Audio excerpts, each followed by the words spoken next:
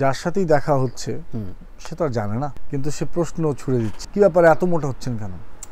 হ্যাঁ, স্বাস্থ্যের দিকে নজর রাখুন। বলতে চাই না, সে তো ঠিক, সে তো ভুলটা দেখছেন। ইন্টারেস্টিং পার্ট যেটা, সেটা হচ্ছে যে ওই মানুষটাই এখন আবার অবাক হয়ে বলছে, ও সরি সরি সরি, বুঝতে পারিনি। দুটোই ভালো লাগা যে অ্যাটলিস্ট দুই ধরনের অ্যাটেনশনই পেয়েছে তখন। গত বছরের জুন মাসের 10 তারিখে শাওকি আমাকে ফোন করে বলে যে আমরা একটা প্রজেক্ট করছি, তা আপনাকে নিয়ে ভাবছি। আমি তো খুশিতে পাগল, ও তাই, থ্যাংক ইউ, বাট আপনাকে গেইন করতে হবে। কি বলো? হ্যাঁ, এবং অনিম হচ্ছে আমাদের আদর্শ। আচ্ছা, এই ফিগারে আপনাকে যেতে হবে। মেইন ইনটিউশন যেটা, যে তুমি বলো যে অনেক টাকার বিনিময়ে কি কাজটা করা সম্ভব, হ্যাঁ টাকা তো অবশ্যই লাগবে, কিন্তু সেই জিনিসটা ঘটিয়ে যেটা ঘটাতে কমিটমেন্ট করছি আমরা, যে এমন কিছু একটা ঘটাবো যেটা ইন্ডাস্ট্রি ডেভেলপমেন্টের স্বার্থে আসলে কাজে লাগবে। সো সেখানে মনে তাদের ইনটিউশনটা হচ্ছে, তারা এমন একটা গল্প বলতে চায় যে গল্পটা থেকে আসলে ইন্ডাস্ট্রি ডেভেলপমেন্ট হবে। আচ্ছা,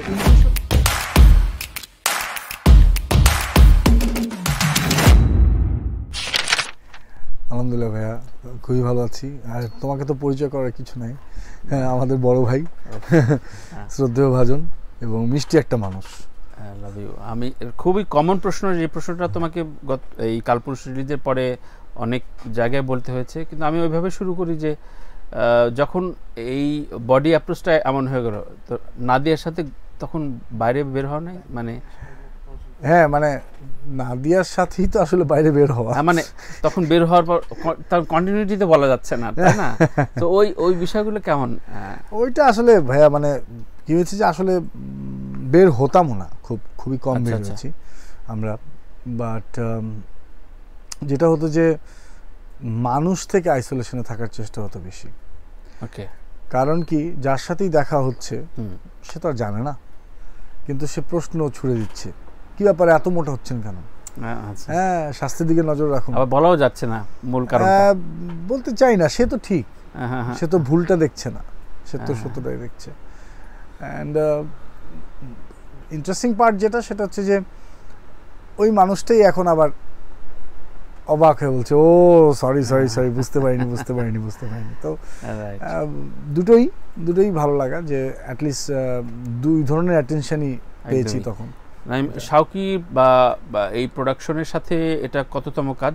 এটা আমার দ্বিতীয় কাজ, ফিল্ম সিন্ডিকেটের সাথে, এবং শাওকি ঘরের সাথে। সো ওদের সাথে বন্ধুত্বটা কিভাবে শুরু? এর আগেও আমরা শুনেছি, আজকে একটু নতুন করে শুনি। না, বন্ধুত্ব মানে পরপর দুইটা সিরিজে রাখা, মানে শাওকির কোনো গোপন ভিডিও তোমার কাছে আছে কিনা?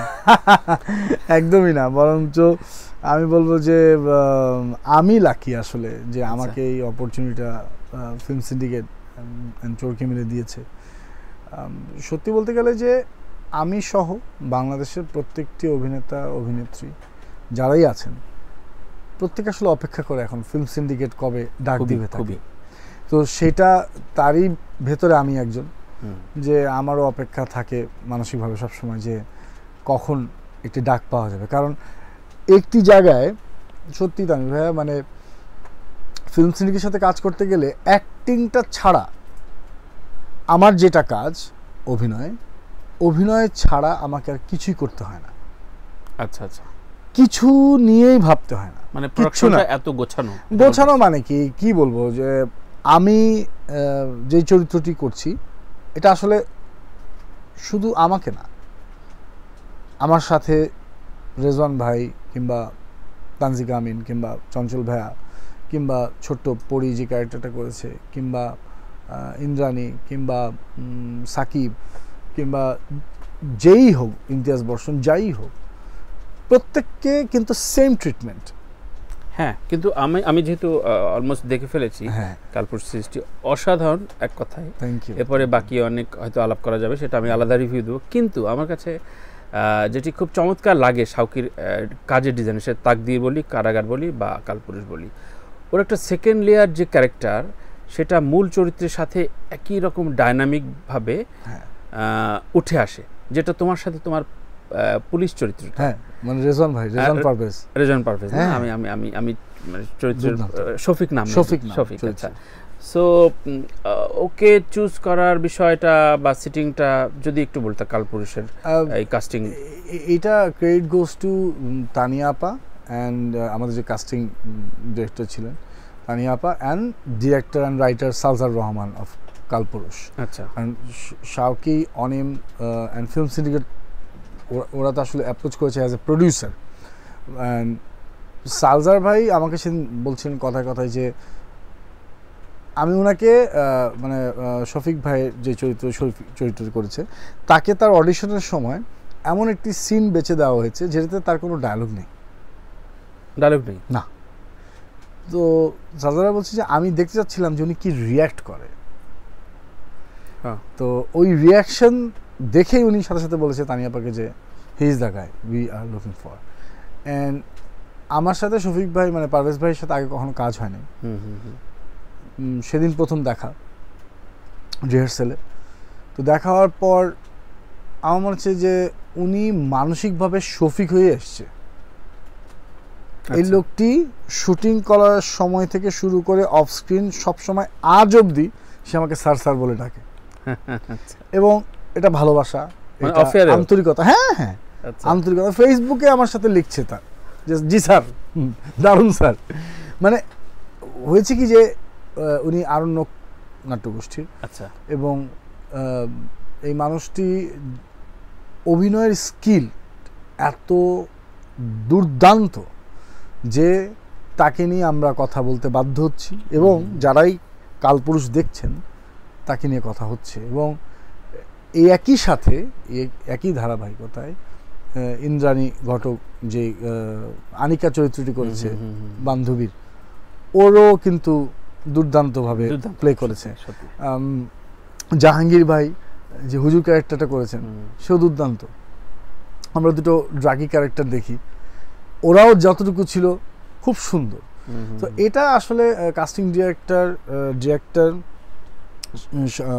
শাওকি, অনিম এবং পুরো ফিল্ম সিন্ডিকেট তাদের একটা চেষ্টা থাকে যে গল্পটাকে যেভাবে লেখা হয়েছে তার কতটুকু কাছাকাছি যাওয়া যায়। খুব দারুণ, মানে এই টিমওয়ার্কটা অসাধারণ। তুমি আর তানজিকা যখন স্বামী স্ত্রীর ভূমিকায় এবং তুমি এই বডিলি যেভাবে বালিশ টালিশ নিয়ে যেভাবে করলা, মানে তখন মনে হলো যে তুমি এর আগে আমি একটা ইন্টারভিউতে দেখছিলাম যে আমি আসলে ওইটা হওয়ার জন্য আমি এই বডি শ্যুটটা আমার বারবার শুরুর আগে মনে হচ্ছিল যে আচ্ছা ঠিক আছে বালিশ টালিশ ভিতরে নিয়ে মোটা হয়তো অনেকে ফলসভাবে তো পেটটা ফোলায়, কিন্তু ওইভাবে যদি ফোলানো হতো তাহলে ওই যে শুয়ে যে সংলাপগুলো, তোমার যে একটা কষ্ট, আবার উঠে দাঁড়ানো, একজন হেল্প নিচ্ছ, এগুলো হতো না। হ্যাঁ না, একদমই না। কারণ যেটা হচ্ছে বিষয় যে আমাকে গত বছরের জুন মাসের 10 তারিখে শাওকি আমাকে ফোন করে বলে যে আমরা একটা প্রজেক্ট করছি, তা আপনাকে নিয়ে ভাবছি। আমি তো খুশিতে পাগল, ও তাই, থ্যাংক ইউ, বাট আপনাকে গেইন করতে হবে। কি বলো? হ্যাঁ, এবং অনিম হচ্ছে আমাদের আদর্শ, আচ্ছা এই ফিগারে আপনাকে যেতে হবে। সো ম্যাক্সিমাম কত যেতে পারবেন আপনি? আমি ম্যাক্সিমাম তো জানি না, বাট অনিম যেহেতু বলেছো তার মানে হচ্ছে আমার ওভারঅল শেপ, আমি কিন্তু গল্প জানি না তখনও, আচ্ছা ওভারঅল শেপের চেঞ্জেস লাগবে। তো বলে যে হ্যাঁ, আর আপনি যেহেতু ইনস্টিটিউশনাল মেথডটা জানেন, যেহেতু আপনার পার্সোনাল ট্রেনার আছে, সব কিছু মিলে আপনি জানেন, তো আপনি হয়তো ওই জায়গাটায় গেলে ফিরেও আসতে পারবেন। আমি বলি ওকে লেটস সিট। তো আমি তখনও গল্প পড়িনি, আমি আপনাকে গল্পটা পাঠাচ্ছি, আপনি পড়েন। তো গল্পটা পড়ার পর আমি আমাকে আর কনভিন্স করতে পারিনি যে আমি ওই গত বছর আর কোনো কাজ করতে পারবো।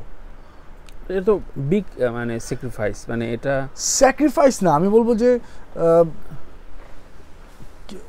আমি আসলে পেশাদার অভিনেতা হিসেবে এটা রিইনভেস্টমেন্ট আমার ক্যারিয়ারে। আচ্ছা, এটা বলা ভালো বলছো। হ্যাঁ, এটা রিইনভেস্টমেন্ট আমার ক্যারিয়ারে। কারণ হচ্ছে দেখো ভাইয়া, যে অবশ্যই আমরা সবাই আর্ন করছি যার যার প্রফেশন জায়গা থেকে, কিন্তু আমি তো আসলে এই সময়টার মানুষ না। আমি অ্যাকচুয়ালি 90s কিডস এবং 80s সময় বেড়ে ওঠা। তো আমি তো আসলে এই সময়টার সাথে যদি নিজেকে কোলাবোরেট করতে চাই, তাহলে আমাকে নতুন করে রিইনভেস্ট করতে হবে। সবাই আমরা হয়তো ভালো ফলাফল চাচ্ছি, সবাই সবার জায়গা থেকে, কিন্তু কেউ আমরা রিইনভেস্ট করার পক্ষে নাই। মানে ধৈর্য সহকারে বলো, যেই অ্যাঙ্গেলই বলো না কেন, নতুন করে নিজেকে সাজাতে হলে তো নতুন করে নিজেকে সময় দিতে হবে, এবং কোনো না কোনো একটা চ্যালেঞ্জ থাকবেই। সো আই এম লাকি যে আমাকে ওই চ্যালেঞ্জটা ছুড়ে দেওয়া। ওকে, এবার একটু বোকা প্রশ্ন করি দর্শক হিসেবে, সেটা হচ্ছে ধরো এই যে শাওকিদের কাজ বা নিপুণদের কাজ বা ওটিটিতে কিছু কিছু এক্সক্লুসিভ কাজগুলো মনে হয় যে এগুলো আলাদা, গতানুগতিক টিভি নাটক যেটা আমরা দেখে আসছি বা ইউটিউব ভিত্তিক যেসব আবর জাবর নাটক হয়, এগুলো থেকে একেবারেই ডিফারেন্ট ভাবে গল্প বলছে, কাজের যত্ন স্ক্রিনে দেখতে পাচ্ছি। এইটা কি শুধুই মানি ম্যাটার কিনা, মানে অনেক টাকার বাজেট পাচ্ছে বলে কিনা, মানে তাহলে এই চেঞ্জেসগুলো দিব্য চোখে দেখা যায়? এটা এটা এটা কেন? আমার মনে হয় ব্যাখ্যাটা একটু শুনতে, তারা গল্পগুলোই এমন বলতে চায় যেটা অন্য প্ল্যাটফর্মে বা অন্যভাবে সম্ভব না। সম্ভবের থেকে বড় কথা হচ্ছে হয়তো যদি ওই প্ল্যাটফর্ম চায় তাদের কাছে কিছু, তারা নিশ্চয়ই ভেবে কাজ করবে। ওকে, আমার মনে হয় যেটা, কারণ নিপুণ ভাইও যেভাবে গল্প বলছেন, যেটা আপনি বলেন যে শাওকি কিংবা নিপুণ ভাইয়া কিংবা আরও অনেকেই আছে যারা অন্যরকম ধীমান আছে, অন্যভাবে গল্প বলার চেষ্টা করছে, তারা আসলে গল্পটা বলতে চায় অন্যরকমভাবে। ওইটা হচ্ছে মানে মেইন ইনটিউশন, যেটা যে তুমি বলো যে অনেক টাকার বিনিময়ে কি কাজটা করা সম্ভব। হ্যাঁ, টাকা তো অবশ্যই লাগবে, কিন্তু সেই জিনিসটা ঘটিয়ে যেটা ঘটাতে কমিটমেন্ট করছি আমরা, যে এমন কিছু একটা ঘটাবো যেটা ইন্ডাস্ট্রি ডেভেলপমেন্টের স্বার্থে আসলে কাজে লাগবে। সো সেখানে মনে তাদের ইনটিউশনটা হচ্ছে তারা এমন একটা গল্প বলতে চায় যে গল্পটা থেকে আসলে ইন্ডাস্ট্রি একটা ডেভেলপমেন্ট হবে। সো ইনটিউশনটা আসলে মানি মেকিং না, অর ডিমান্ড না যে আমার এত টাকা লাগবে অমুক তমুক, হ্যাঁ না, ওই প্লট অনুযায়ী আসলে যে টাকাটা লাগবে সেটা আসলে তারা হয়তো নিচ্ছে। কারণ প্লটটা ডিজাইন করার জন্য তো একটা প্রি প্রোডাকশন হচ্ছে, একটা টিম কাজ করছে যে আসলে কোথায় কোথায় এক্সপেন্সেস লাগবে, কি লাগবে না লাগবে। তো ওই গল্পটা কাছাকাছি যাওয়ার জন্য যে টাকাটা লাগবে সেটা তো লাগবে।